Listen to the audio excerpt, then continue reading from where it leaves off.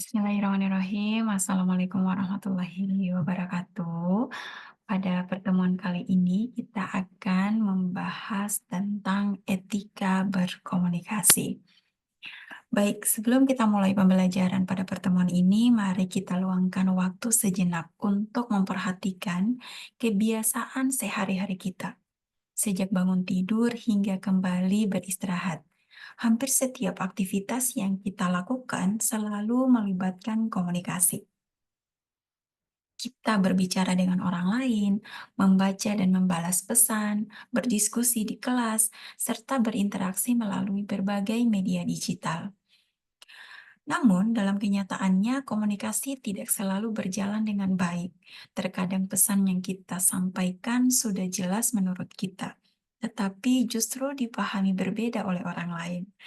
Nah, hal ini sering terjadi bukan karena isi pesan yang salah, melainkan karena cara penyampaian yang kurang tepat. Dari situ, kita dapat memahami bahwa komunikasi yang baik bukan hanya soal menyampaikan pesan, tetapi juga soal bagaimana cara menyampaikannya. Atas dasar itulah, pada pertemuan ini kita akan membahas etika berkomunikasi agar setiap komunikasi yang kita lakukan dapat berjalan secara santun, jelas, dan bertanggung jawab. Selanjutnya, mengapa etika komunikasi penting bagi mahasiswa? Nah, dalam lingkungan akademik dan kehidupan sehari-hari, kemampuan berkomunikasi memegang peranan penting.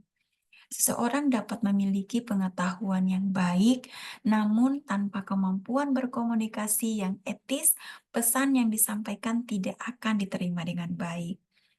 Perkembangan teknologi digital semakin memperluas ruang komunikasi. Kita dapat berkomunikasi dengan cepat melalui pesan singkat, email, grup diskusi, dan berbagai platform digital lainnya. Akan tetapi, kemudahan ini juga menuntut kehati-hatian. Tanpa etika komunikasi digital berpotensi menimbulkan kesalahpahaman, konflik, dan masalah sosial. Oleh karena itu, pemahaman tentang etika berkomunikasi menjadi bekal penting agar komunikasi yang dilakukan tetap sehat dan saling menghargai. Di sini juga teman-teman mahasiswa atau sahabat mahasiswa perlu mengetahui pengertian etika berkomunikasi. Untuk memahami materi ini lebih lanjut, kita mulai dari pengertian berkomunikasi atau etika berkomunikasi. Itu merupakan seperangkat nilai dan aturan yang mengarahkan seseorang dalam menyampaikan pesan dengan sopan, jelas, dan bertanggung jawab. Dengan kata lain, etika berkomunikasi tidak hanya membahas apa yang disampaikan, tetapi lebih menekankan pada cara penyampaian pesan tersebut. Pesan yang sama dapat diterima secara berbeda tergantung pada bahasa, sikap, dan konteks saat berkomunikasi berlangsung. Sebagai contoh, menyampaikan kritik merupakan hal yang wajar. Namun, kritik yang disampaikan dengan bahasa kasar dapat menimbulkan konflik. Sebaiknya, kritik yang disampaikan secara santun dan disertai alasan yang jelas justru dapat memperkaya diskusi. Selanjutnya, pentingnya etika berkomunikasi. Nah, di sini juga kita harus mengetahui bahwa etika berkomunikasi menjadi penting karena setiap pesan yang disampaikan memiliki dampak dalam komunikasi langsung maupun digital. Pesan dapat mempengaruhi perasaan, sikap, dan tindakan orang lain. Selain itu, komunikasi digital meninggalkan jejak. Pesan yang dikirim dapat disimpan, dibaca berulang kali, ataupun di-share kembali kepada orang lain dan disebarkan. Sehingga penting untuk berhati-hati dalam memilih kata dan cara berkomunikasi agar tidak menimbulkan dampak negatif di kemudian hari. Berikutnya, prinsip etika berkomunikasi. Nah, dalam prinsip etika berkomunikasi, agar komunikasi berjalan dengan baik, terdapat beberapa prinsip dasar etika, yaitu perlu diperhatikan. Yang pertama, santun. Gunakan bahasa yang sopan dan menghargai lawan bicara.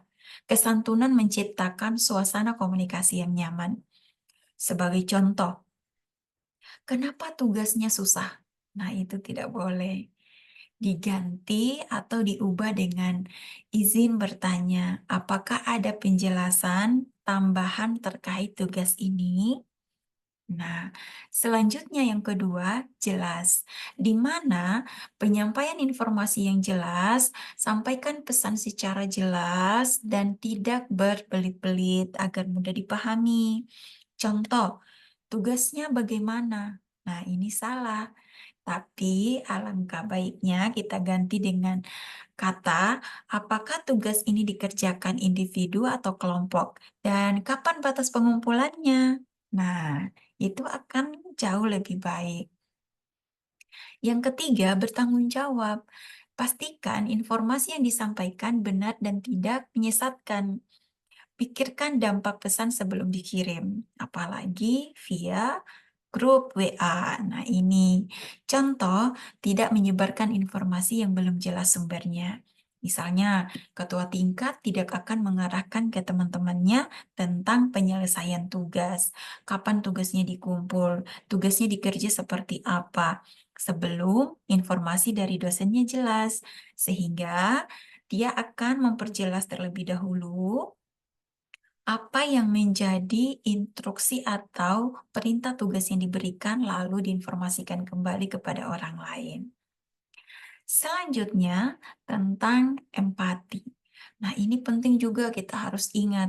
Empati, pahami kondisi dan posisi lawan bicara, termasuk waktu dan situasi saat berkomunikasi. Contoh, mengirim pesan pada jam yang wajar dan menggunakan bahasa formal saat berkomunikasi. Nah, komunikasi dilakukan secara resmi, apalagi bersama dosen ataupun temannya. Contoh, memberikan salam, Assalamualaikum, mohon maaf mengganggu waktunya, terima kasih atas waktu yang diberikan untuk saya, dan lain sebagainya. Berikutnya, etika komunikasi digital. Nah, ini tidak kalah penting juga. Dalam komunikasi digital, etika perlu dijaga dengan lebih baik karena pesan tidak disertai ekspresi dan intonasi. Beberapa hal yang perlu diperhatikan. Yang pertama, gunakan bahasa profesional di LMS, email, ataupun grup kelas. Hindari spam, hoax, ataupun komentar emosional. Dan cantumkan sumber saat membagikan materi atau karya orang lain. Dan berikutnya, hormati privasi dan hak cipta digital. Sehingga, sebagai contoh sederhana, mengirim pesan tanpa salam dan di luar jam wajar. Diskusi online berubah menjadi saling menyalahkan. Selanjutnya, menyalin karya tanpa mencantumkan sumber. Nah, ini contoh-contoh kasus menunjukkan pentingnya etika dalam berkomunikasi dalam kehidupan sehari-hari.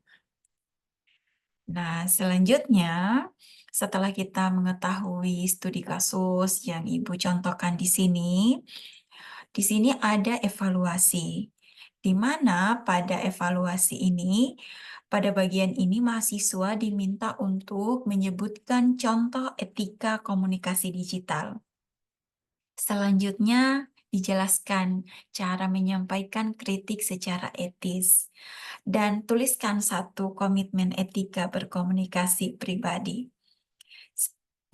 Perlu diketahui bahwa evaluasi ini bertujuan untuk membantu mahasiswa merefleksikan sikap komunikasi yang selama ini dilakukan. Dan sebelum Ibu akhiri pembahasannya, di sini juga saya akan menjelaskan kembali atau memperkuat kembali pembahasan sebelumnya bahwa dapat Diketahui bersama bahwa etika berkomunikasi mencerminkan karakter dan sikap profesional seseorang. Dengan menerapkan etika berkomunikasi, komunikasi tidak hanya menjadi sarana penyampaian pesan, tetapi juga sebagai sarana membangun hubungan yang sehat dan saling menghargai.